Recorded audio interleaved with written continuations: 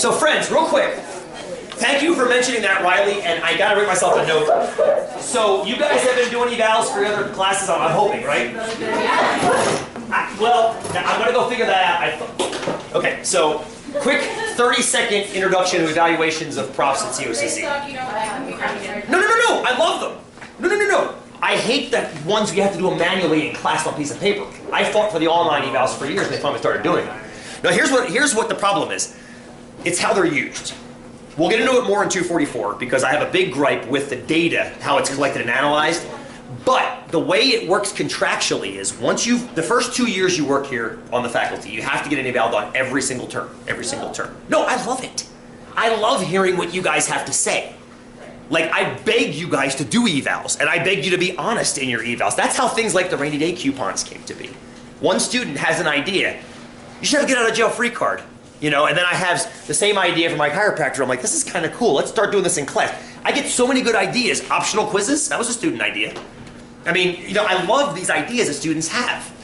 The videotape in class was my own, but then I hear in the evals it's a good idea, so then I can bring that to the school and be like, look, 33% of my students think videotape in class is a good idea. Pay somebody to do it for me. You know, that's the kind of, I love data like that. So it's not that I don't love evals. The problem is, after the first 2 years, you only have to do them once a year. So 1 term out of 3. I still want them done every term. I love, even if I don't have to, I love getting the data from you. I love hearing what you guys have to say. But it sounds like mine aren't up, which means what happened was I have to remind the school every year that I want them done every year. So what they'll do is they'll ask me, which do you want in your file? So I think I told them winter this term just to mix it up a little bit. What they took that to mean was I don't want to do fall and spring. It's not that I don't want to do fall and spring. I don't necessarily have to have them in my file, but I want the data. So let me see if I can get them fixed. Let me see if I can get that up and running for you guys. I'd love to get your input on them. I will have you do a little paper one in class the last day of class when we're together. So I'll definitely get the data that way. And I almost like those more because I make the questions myself and they're directed directly at your guys' classes, like what pieces you need or don't need and things like that. But I'll see if I can't get that up. I made myself a note. I thought I was going to mention that today in class first thing. On the schedule page, I have a link starting in week 7 that says, remember to do your evals, remember to do your evals, and now you can't because they're not there right now. So I'll see if I can get them up and running for you guys. I'd love to get your data. Of course, it's optional. You don't have to do them. I'd love to get your input on stuff because I mean, it's good to have. It's interesting because there was a bunch of statistical research that I went into looking at those too, pushing for the online. Do you guys like the online better or the paper and pencil better? Online? Okay, it sounds like those that are voting are saying online. Anybody prefer the pencil and paper better? Nothing wrong with that. Nothing wrong with that at all. There we go. So, because it's here. It's during the class. Okay, that's fair. So, like, for me to sit and focus outside. Totally. Yeah. Totally. That's again. So for those of you that like the online better, give me one. That's a good vote for a paper and pencil. For those of you that like the online better, why do you like the online better? It's fast. You can do it anywhere, anytime. So I love that dichotomy, right? I love that right there is a beautiful dichotomy, and this is why we have things like chocolate and vanilla ice cream, right? This is exactly why everything's not strawberry. And swirls. Sometimes you have swirls. Like we're doing class, sometimes out of class, swirl together, Neapolitan. So I mean, unfortunately, the school doesn't allow us to do both. It's either one or the other, and we couldn't. If you're going to go all the way with online, you had to go all the way with online. But you'll like the one in the last day of class because it's a little piece of paper you'll fill in 10 minutes, you'll be gone. But I appreciate the data. So I'll try to get the online ones up and running for you. I don't know if it's going to happen now. It might be too late. But if not, we'll have the one on the last day to get you guys some data from that way. Cool. Thank you for saying that, Riley. I totally forgot that I hadn't told someone, yes, check the boxes. I told them a couple of years ago when we started doing, just check the box from now until I retire. I always want them done. And they're like, we can't do that. I'm like, and that's the problem with whatever software you're using. And put a box in. Repeat until dead. I mean, seriously, it's not that hard of a thing to do, but apparently it is. What else is new? What's on your guys' minds? That sounded like something leaking out of a mind. How's the term ended up? Good. Stress? I'm sorry, I don't want stress. No stress. Oh, I thought I heard stress. Oh, that was you. Okay, I didn't hear stress. I'm sorry, Riley. What are you studying? Good stress. Psych. Oh, good luck. You'll do great. Oh, You'll do great. I'm not worried. good stress. Yes. I'm trying to get Yes. Are we still on for that? I haven't thought anything of it since you told me the first time. Okay.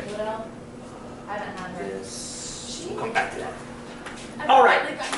So, looking forward, I got an in-class quiz. We'll definitely get to it this week. I think we'll get to it today. You said last week was today. Oh, anger. Yeah, you did. Just because you're pissed at sight, don't take it out on me. You said it would be today. What's up, Haley? Now, Now, hang on now. Time out.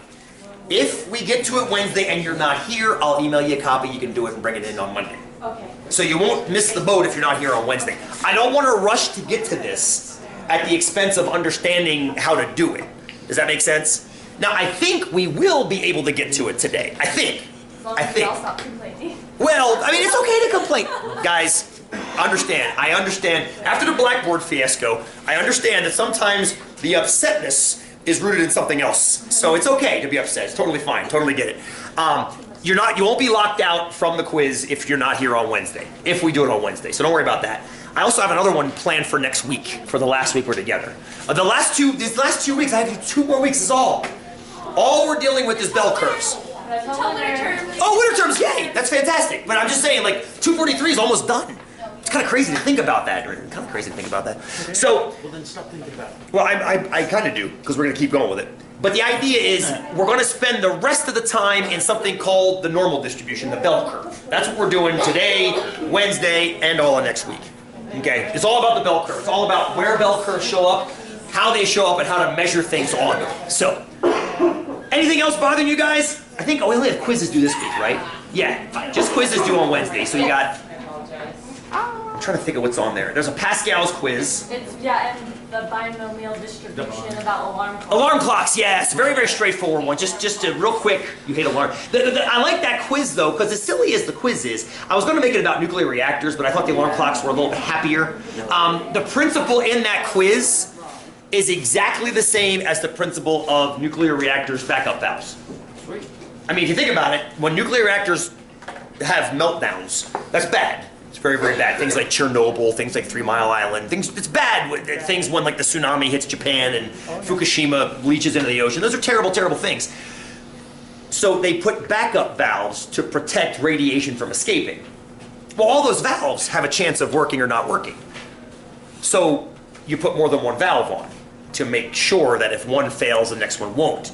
Or in some cases, you put 3 valves on because that way, worst case scenario, the inside 2 fail, the third one won't. That quiz is a very, very simple example of redundancy. You saw it in your second project with the independent hard drives. Have 6 hard drives because the chance of all 6 of them failing is basically 0. The chance of at least one holding, and all you gotta have is one hold. If at least one holds, you're okay. If they all fail, you're screwed. But the chance of all of them failing is essentially 0. And the quiz illustrates that. Even with a crappy alarm clock that only works, I think it's half of the time. I think I tried to make it as obnoxious as I possibly could. You write a 50-50 alarm clock, so you get up on time half the time. So you buy more clocks. So you buy... You have 3. It's... Throw it away. It's a ridiculous example to illustrate redundancy. Even on a crappily designed piece of equipment, if you have enough of them, you can still simulate something that works 99.99% of the time. Now, it's the same thing. Have you heard of the solar panels they've made that are shingles? You shingle your roof with solar panels. Have you heard of the Ian, you've heard of them. They are horribly inefficient. Horribly. They're like something like 4 or 5% efficient. 3M makes them, I think. But if you cover your roof with them, the amount, each one makes a tiny amount of power times a huge roof.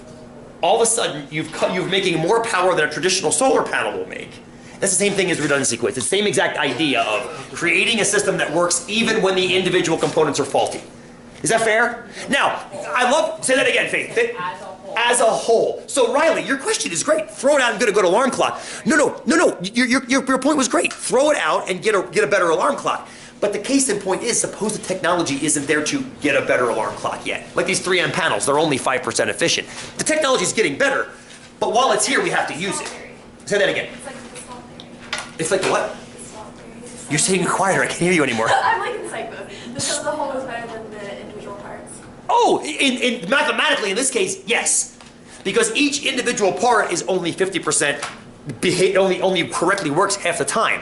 But when you string like 7 or 8 of them together, the chance of at least one working becomes almost 100%. Yes, is that the stall theory? Is that the same idea? Cool, I never heard of that before, but thank you. Teaching me something new. I love it. Is that Dr. Becca? No. Or Dr. Andrea?